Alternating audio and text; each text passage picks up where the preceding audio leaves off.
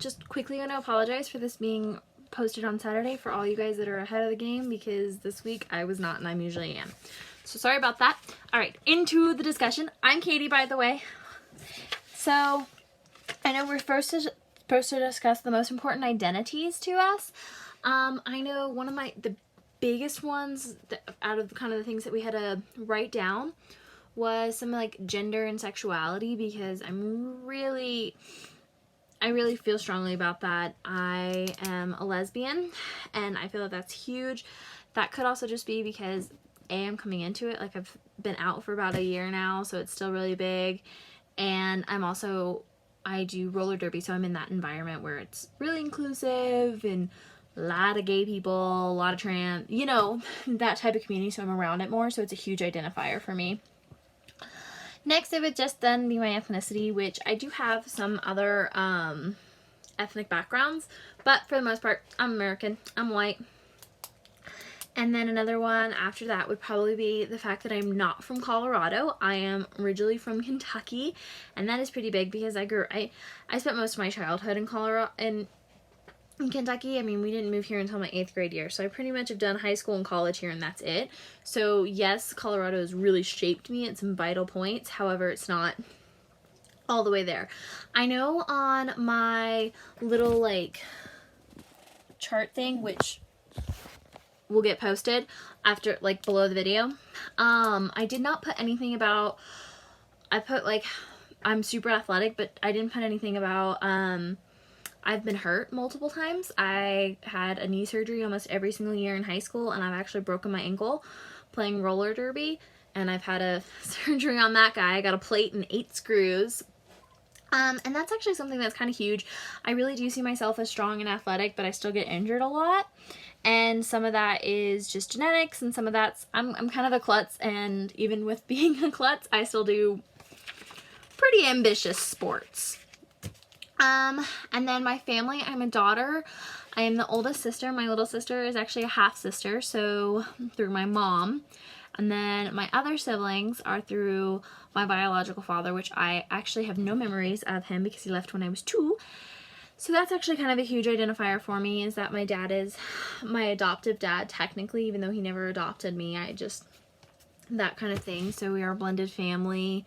Step parents, I have a lot of half siblings from what my mom has told me that she knows of, and I have never met any of them other than my little sister. My nationality and religion are probably kind of low, which is kind of surprising because I know I'm a cradle Episcopalian, which means I was baptized and confirmed as an Episcopalian. I've not ever been part of any other faith, and which is huge for me. I am pretty religious, however, it is not something that I overly share and put out there, so it's something I think about kind of for myself, and that's how I see religion as something that's very private. My nationality is just American, English speaking. I was never ever able to catch on to a second language though, and that is a bit of a bummer for me. So that's probably most important to least important. And then going into these questions really quick, since we're already at 3.5 minutes and I don't want to keep you that long. Internal individual categories, I would say the internal ones that I really like internalize are definitely my religion, some of my family stuff that kind of have to be out there a little bit. And then, yeah, that's about it. I mean, I don't ever really think about ethnicity. My professionalism / career I do think about a lot, and I actually put out there a lot because I have 2 jobs. So I'm a nanny, and then I am a Mary Kay consultant, and I love it. And then undergraduate full-time student, I work part-time, and I'm aspiring to be a special education student, but we will see where life takes me. I definitely want to work with special education students, and that is something I really put out there and a huge identifier of me. And that one would fall under external, which would be more that professionalism, with the career would be external. The only internal one would be really religion. Another huge external one is I'm not a native to Colorado, and my gender and sexuality. How is core fixed? Sorry, I kind of like wrote them down, but I'm not like, yeah. How is your core identity fixed? How are you? Yeah. My core identity is really kind of fixed at this point. But I don't think it's overly fixed because I think some things can still change. Like a year ago, I wasn't accepting my sexuality, so that's a core identifier for me, but yet a year ago it wasn't there.